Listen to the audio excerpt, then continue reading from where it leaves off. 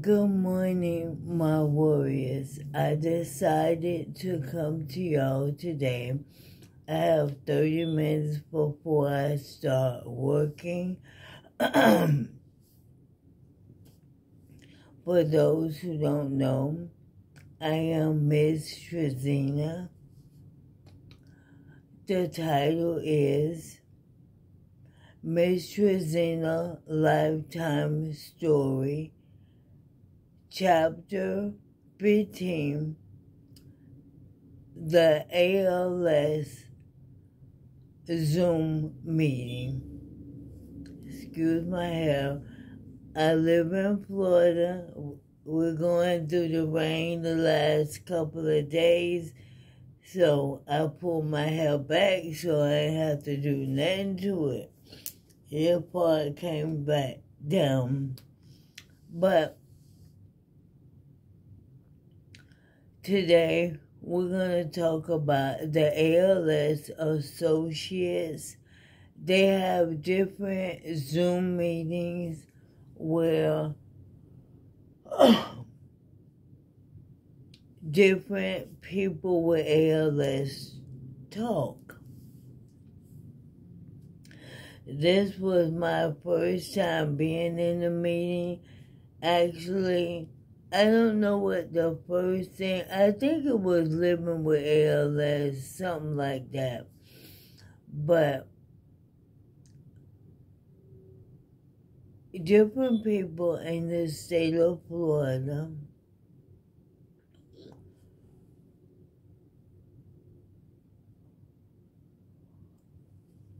just to let you know, ever since this disease popped out, I yawn a lot. But what we did in the meeting is we do it as a Zoom. Either you can show yourself or you don't have to. We just got to know other people with ALS. And one person, they had their ALS since 2016 is when they was diagnosed with it. I was diagnosed with my ALS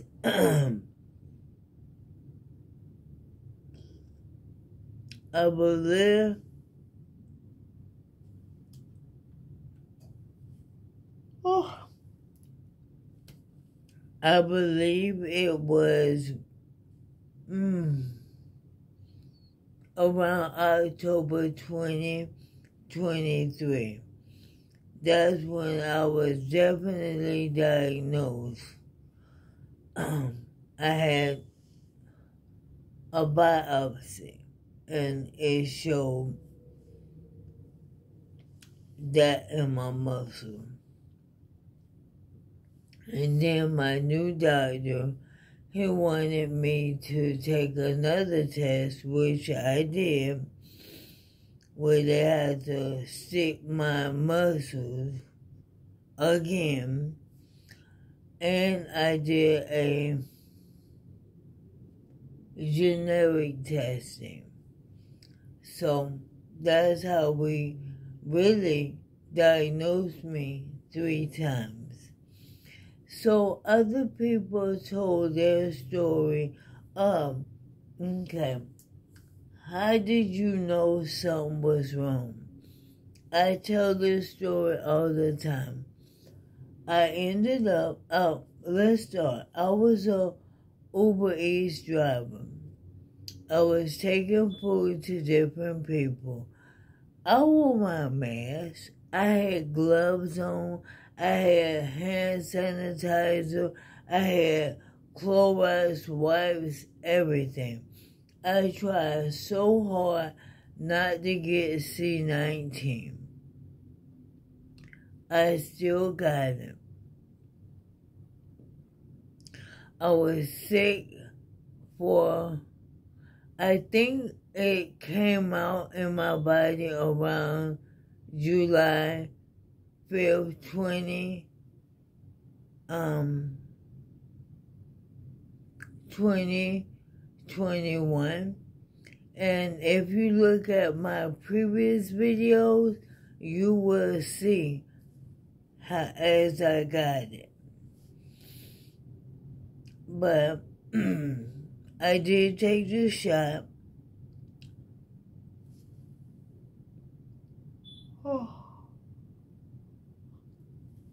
And I ended up with it about 16 days later. I took the Johnson & Johnson one shot, thinking, boom, I'll take the shot, don't have to go back. So I ended up with C19. When I was in the hospital, I noticed I couldn't get out my bed to go from the emergency room bed to the regular bed. I needed assistance. So, I'm gonna go a little fast forward. I got rid of the C19. I did therapy. I was in the hospital for 2 weeks. So I go home. I go back to doing Uber. I noticed that I'm, walking to take the person their food. I think the first time I tripped. I'm like, dang, why am I tripping on my own foot? Then the next time, I remember I didn't give the person their food. I'm in the elevator, and I'm about to fall as I come out the elevator. So I'm trying to push my weight to the wall so my hands could catch me. I fell. I got back up, just not understanding why I'm falling. And let me tell you, these were big gaps at the time. So, I stopped doing Uber Eats and I work for the company I work for now. I was good. And then I remember one time I had a coffee cup in my hand. I don't think I was going to get coffee. When I fell this time, I scraped up my knee. Yes, I still was able to pick myself up. And then my HR manager doctor on my knee. So then the next time, I ended up, getting a new PCP doctor, telling him what's going on. And I remember I fell. The person opened the door for me. I guess I usually hold the door and step down. When I stepped down, I hit the ground so hard. 2 of my coworkers had to lift me up. And I remember I tripped over the blue thing, which stopped the car from going forward, and I fell. So while we're in this meeting, I told my story of how I noticed something was wrong. And what we talked about, all of us pretty much had the same story. Your foot would drop. So when you're walking, your foot, instead of it, as you walk like this. My foot would just bend down as I'm walking, so I tripped. And that was my first time. Then when I was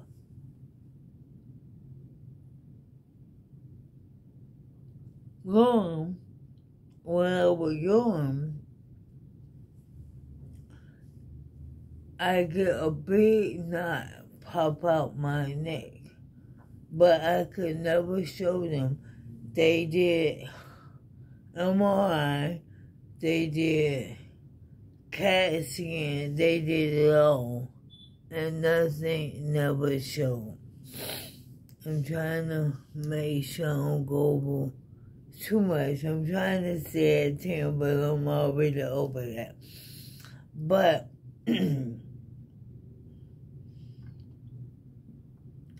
the CAT scan showed nothing, the MRI showed nothing. So, I just kept my everyday life. I started working here back in 22. And it's now 24.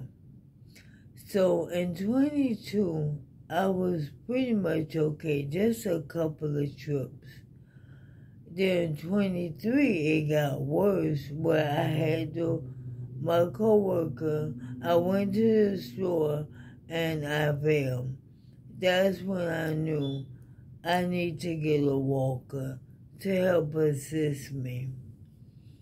So everybody else pretty much telling the same story as of how your feet just dropped. Now, when I go a little bit back, after I had the C19, my daughter was like, "Mom, did you have a stroke?" Because of the way I was walking. I found out in 2024 that I had a stroke. I told him I already know when it was. It had to be during the time I had C19 because I wouldn't have known I had a stroke. I've been fine. It's just my voice. So we're thinking around, I'm going to say from November, that's when my voice changed. And I noticed I couldn't sing. You know, you singing a song and I'm not the greatest singer, but I can't hold a note. I couldn't sing anymore. It was sounding awful. And that's one thing that hurts because I've been singing since I was 4 years old in a choir. Now, they couldn't even ask me. I can't do it. But we all told our stories. So you might have heard some of this before in my other videos, but I just wanted to just tell you what we do. We just talk about a lot of different things. We express ourselves. So it's a good Zoom meeting that can help us be able, to just tell what we're going through. And it was about maybe 7 of us on the Zoom call, plus 2 directors. So I asked myself, I didn't see anybody of this color. I do know only one person of this color who has it, and she is the artist that sings Killing Me Softly. I can't think of her name right now. But I did see that on the internet. So have I talked to her personally? No. Did I see her on the internet? Yes. So we just all talked, like I said, and told our story. So I'm telling you my story. I used to be one in Seminole counties fastest girl runner. I used to ball. I balled all the way up until the age 40. I'm now 51. And I still want to ball, but I can't as of now. It's a possibility I might be able to get therapy where they teach me how to be in that wheelchair and ball. Trust me, I would do it. I love playing basketball. Yes, I have long nails. I have played with long nails, but I do plan to cut them down because they're getting in the way of me trying to get in the bed. So, I'm going to end it right here.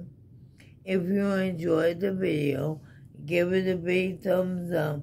If you're not a warrior yet, what are you waiting on? Go ahead, hit the subscribe button, then hit the notification button, press on so you will be able to get all my videos. Like, share, subscribe, leave a comment. If you know of anybody going through anything in that perspective, I might be able to help them to get help. Thanks for watching.